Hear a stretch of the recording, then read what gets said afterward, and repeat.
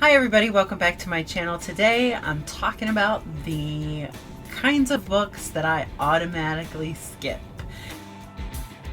It should come as no surprise by now that obviously I'm a huge fan of genre fiction, and I primarily read thrillers, horror, romance, stuff like that, some science fiction. But even within those genres, there are certain types of books that I automatically pass over.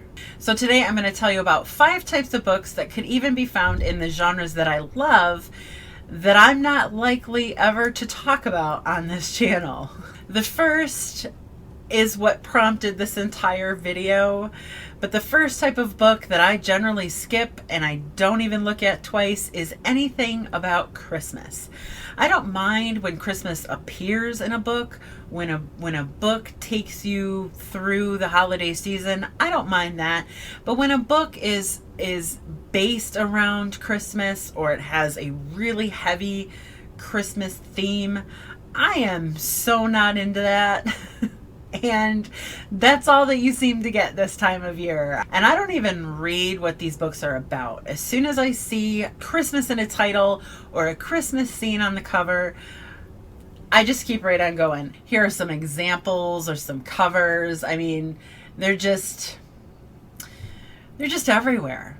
It's not that I don't like Christmas. I do.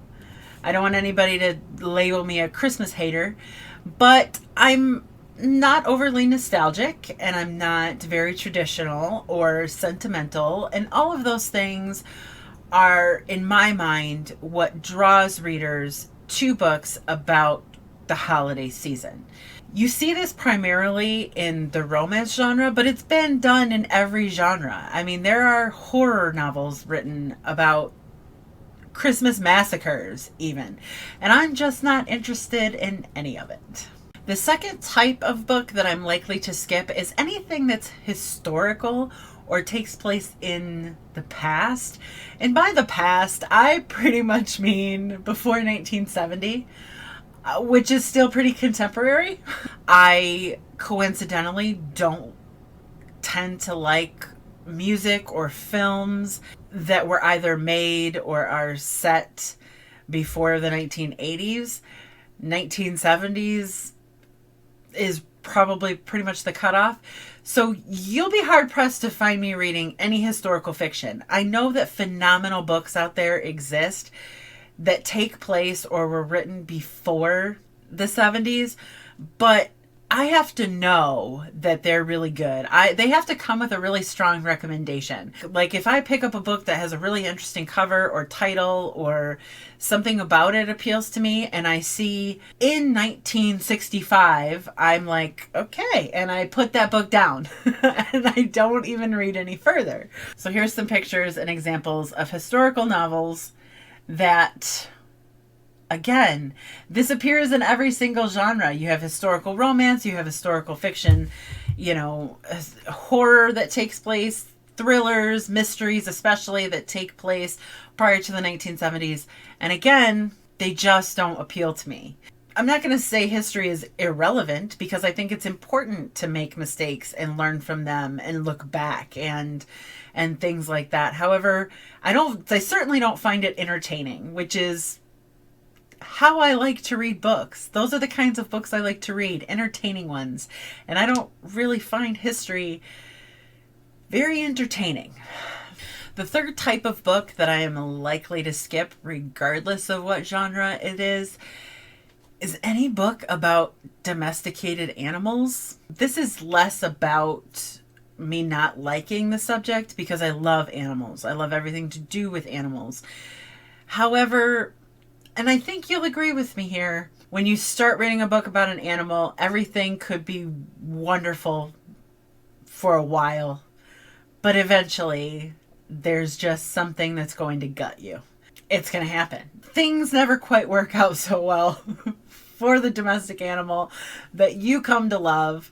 It's like watching your favorite character die. It's like, you know, we read other books where our favorite characters, where the protagonist doesn't die, and yet it seems like in books about animals, It's okay to kill off the one thing that you like the most about the book. It's just horrible. It's a horrible experience. I never cry harder than I do when I'm encountering terrible, sad. See, there's Marley and me right there. Right there. Can't do it.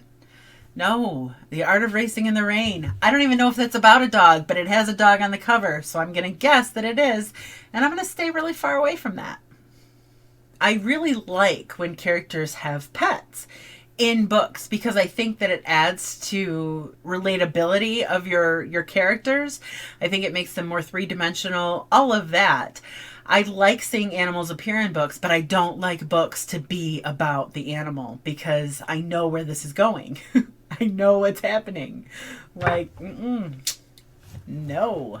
Even happy books about dogs and horses are still sad as hell. You still end up crying, and there's just no. The fourth type of book that you are definitely not, I mean, never say never, right?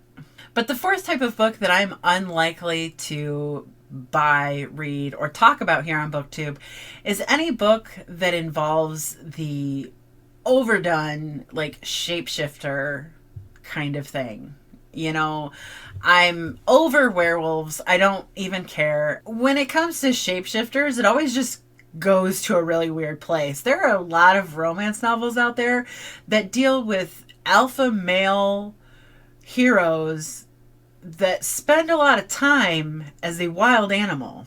Even if it's not a werewolf, maybe they are dragons, or maybe they are, lions and stuff. I don't want any werewolves. I don't want any men that turn into different beings. But yeah, there's lots of shapeshifter stuff out there that you just, oh my gosh, freaking perfect. I'm not even kidding. I mean, what is this? What is this? Freaking perfect? No, I'm not reading. I'm not reading that. There's a guy and he turns into a lion and it's freaking perfect. No. It's just awkward. It's awkward. And unfortunately, this also expands into genres like horror, where shapeshifting is a little more natural, if that could be a thing. I'm just not interested in the werewolves and stuff. It just... Lastly, I am unlikely to pick up and read any book that has a Western theme. And I'm not talking about Wild Wild West. I'm talking about even contemporary Western. I don't want to read about ranchers or cowboys or things of that nature. And it's odd because if I can think of some of my favorite periods of history, the Wild Wild West has always been fascinating to me. And it was the thing that I wanted to learn about in school. But I just don't want to read about that. Here are some cover examples of some Westerns. Obviously, the cowboy thing. The cowboy thing is pretty good in romance. I am unattracted to cowboys or ranchers or anybody that spends a lot of time around horses and cows. I don't have a good explanation for this. It's just one of those things that I'm not attracted to. It's just not my taste. That includes that historical Western element as well. I'm not the person you're going to find sitting and watching John Wayne movies. Just not into it, So those are the 5 types or themes that I don't like, that you can almost find in every genre of book out there, but I'm unlikely to read those. Again, anything about Christmas, anything with a main character that's an animal, anything historical, anything to do with shapeshifters or werewolves, and finally, anything Western. Those things are not me.